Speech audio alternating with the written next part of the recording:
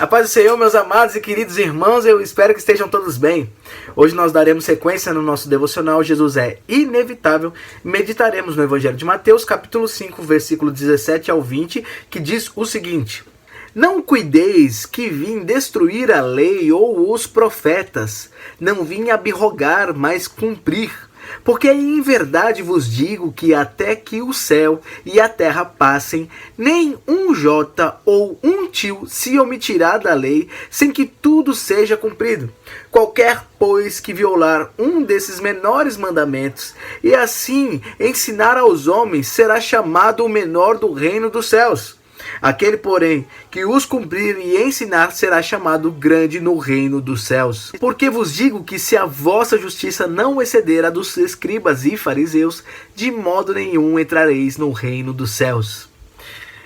Eu não sei vocês, mas neste momento de quarentena, às vezes eu me pego distraído assistindo uma série ou algum filme e fico pensando, poxa, como que ele vai sair para trabalhar? Tá todo mundo de quarentena. Não sei se é pela quantidade de lives que eu assisto ou por conta dos cultos online, que de vez em quando minha cabeça divaga e ela pensa que aquela série que foi gravada ou aquele filme que foi gravado às vezes alguns anos atrás vive o mesmo momento em que a gente vive. Eu estava assistindo uma série com a minha esposa em que o personagem saía para trabalhar e eu ficava assim, como assim ele vai sair para trabalhar? Nós estamos em quarentena. O problema é que essa série foi gravada no ano 2000 e nós temos o gravíssimo problema de desejar interpretar situações, locais, pessoas através da nossa ambientação e da nossa habituação, esquecendo que um tempo nos separa e uma cultura nos separa e talvez não seja da maneira como nós desejamos que seja ou que nós compreendemos que seja.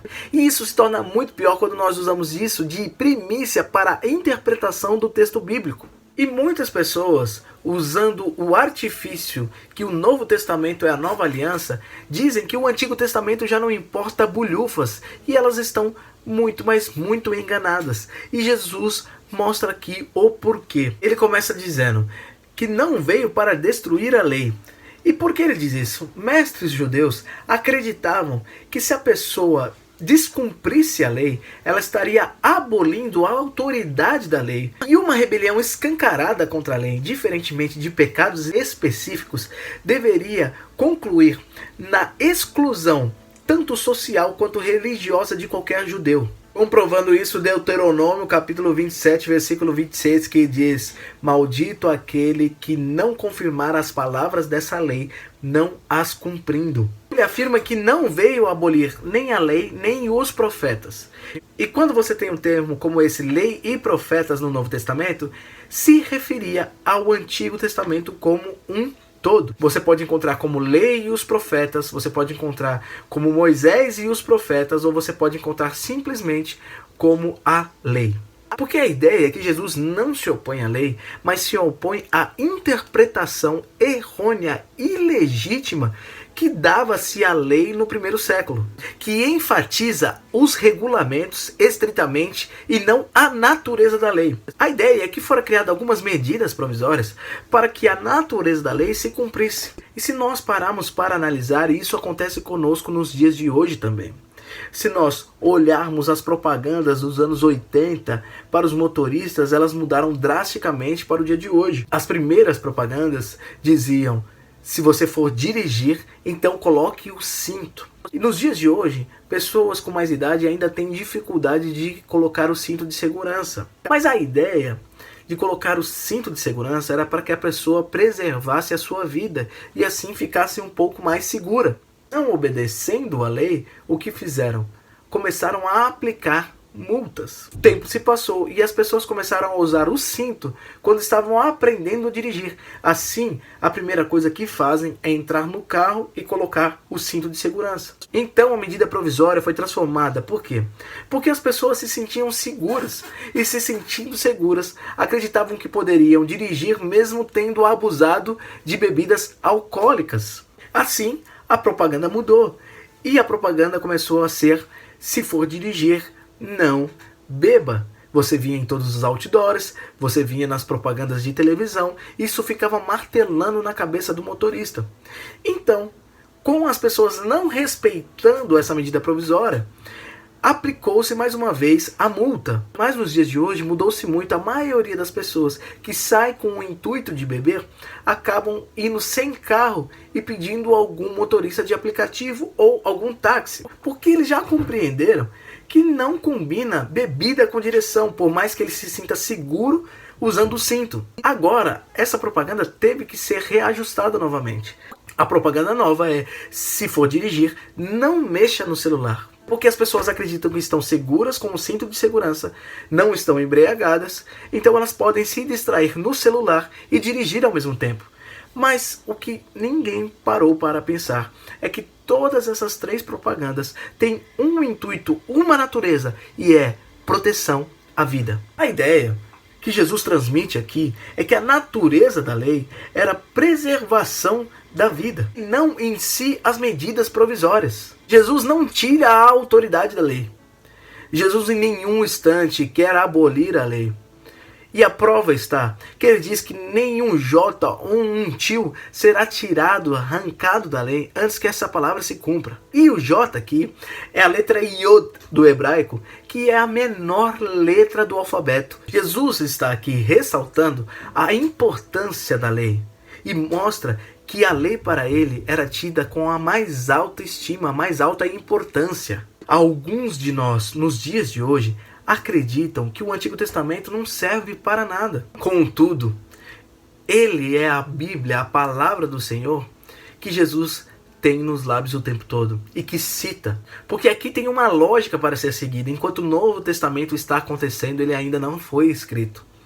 Toda vez que o Novo Testamento cita a palavra do Senhor, eles citam o Antigo Testamento. O problema é que nós olhamos para o Antigo Testamento assim como aqueles judeus olhavam. Nós não atentamos à sua essência, à sua natureza, mas nós nos atentamos apenas aos seus regulamentos. Se nós usarmos como base o exemplo que eu dei, se eu disser a alguém que tem mais idade que ela não pode mexer no celular enquanto dirige, isso não significa que ela pode dirigir sem usar o cinto de segurança.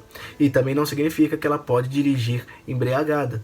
E também não significa que se ela não está embriagada e também está usando o cinto de segurança, que ela pode dirigir usando o celular. A ideia é que todo motorista deve pensar na preservação da vida, e que o seu carro não pode se tornar uma arma que tira a sua própria vida ou a vida de outros. Nós não podemos usar da palavra do Senhor como algo que tira a nossa vida e a vida de outros. Da palavra dele emana a vida, e a sua lei nos ensina a preservar a vida. Como diz um escritor chamado Martin Lloyd-Jones, a lei não foi feita a nossa inimiga, ela foi feita a nossa amiga. Nós nos tornamos inimigos da lei. Pessoas tentam cancelar de maneira muito, mas muito ignorante o Antigo Testamento, talvez com a boa intenção de não mostrar Deus como um Deus irado, mas só como um Deus amoroso, como o Novo Testamento demonstra. O problema disso é que nós estamos interpretando o Antigo Testamento de maneira errônea, porque o Antigo Testamento demonstra a graça. Pessoas também desmerecem o trabalho de toda a história da igreja nesses 2000 anos de religião, onde se passaram muitos, mas muitos grandes homens cheios do Espírito Santo de Deus e que dedicaram a sua vida estudando, se deitando na palavra do Senhor, com o pretexto de dizer que não se dobram à teologia porque teologia é só Jesus, dando a entender que ele é apaixonado por Jesus, mas se esquece que todos esses homens que dedicaram a sua vida no estudo sério também eram apaixonados por Jesus. Quando a gente defende esta maneira cega de dizer que é apaixonado por Jesus, isso só demonstra o tamanho do nosso ego. O que demonstra que nós não estamos reconhecendo a perspectiva do reino dos céus, porque esses homens que dedicaram a sua vida ensinando a palavra do Senhor são reconhecidos por Jesus como grandes, porque eles compartilham do seu conhecimento, eles ensinam.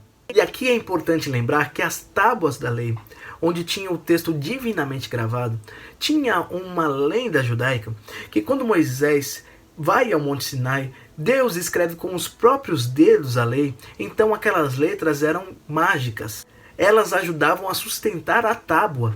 E Moisés carregando aquela tábua, quando encontra o povo adorando o bezerro de ouro, as letras mágicas vão embora. E Moisés não aguenta o peso porque elas se tornam pesadas demais e elas se quebram. Jesus aqui demonstra que toda a lei nele, por mais radical que ele demonstre que ela seja, nele se torna mais leve. Ele diz: qualquer, pois, que violar um desses menores mandamentos e assim ensinar outros homens, será chamado o menor do reino dos céus. Aquele, porém, que os cumprir e ensinar, será chamado grande no reino dos céus. E essa é a grande inversão do reino de Deus. Grande não é quem dá ordem, grande não é quem manda, grande não é, por exemplo, aquele que lidera as pessoas, mas grande é aquele que obedece. Grande é aquele que se diminui para poder cumprir os ordenamentos. Grande não é aquele que retém muito conhecimento, mas grande é aquele que ensina, que passa para frente. Agora, uma coisa é importante que ressaltemos: algumas coisas deveriam cessar perante a própria lei, porque encontrariam sua completude em Jesus Cristo. Como diz o livro de Hebreus, capítulo 10, versículo 14, com uma só oblação aperfeiçoou todos aqueles que são santificados. Ele mostra que os sacrifícios deveriam cessar após o sacrifício de Jesus Cristo, porém, alguns princípios morais do Antigo Testamento deveriam continuar. E ele diz: porque vos digo que se a vossa justiça não exceder a dos escribas e fariseus. Os fariseus formavam o grupo religioso mais respeitado em toda a Judéia, enquanto os escribas dominavam as técnicas de leitura e interpretação da lei. Agora, se ele era fariseu e escriba, ele era duplamente respeitado. Os fariseus enfatizavam a intenção do coração. Jesus não está criticando a doutrina deles, mas está criticando o seu coração como um grupo religioso.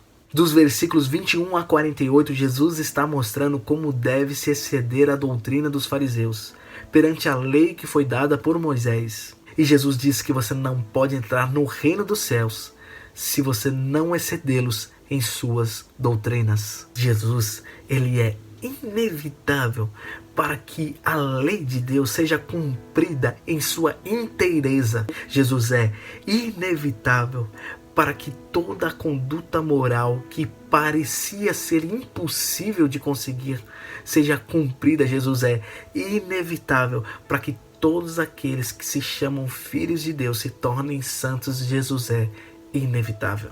Jesus é inevitável para que essa inversão aconteça nos nossos corações e a gente pare de acreditar que grande é aquele que comanda, porque grande, na verdade, é aquele que obedece. Que a gente pare de acreditar que grande é aquele que tem todo o conhecimento para si, quando grande é aquele que passa o que aprende. Que a gente desista da ideia de que grande é aquele que retém, quando grande é aquele que entrega, grande é aquele que compartilha. E para que tudo isso entre na nossa mente e que possamos viver a inteireza da lei, a essência da lei, o espírito da lei, Jesus é inevitável. A minha oração nesse dia é que nós nos tornemos pequenos, minúsculos para os padrões do mundo e grandes para os padrões do reino dos céus. E para que isso aconteça, nós precisamos compreender que toda a lei do Senhor é boa e ela se cumpre. E ela pode ser vivida através de Jesus Cristo, porque Ele é inevitável para que isso aconteça. Vamos orar?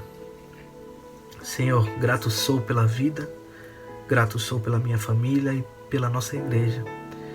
Que o Senhor continue nos abençoando, nos guardando, porque a verdade, Senhor, é que nós nos escondemos em Ti, porque sabemos que em Ti há descanso, há cuidado e há segurança.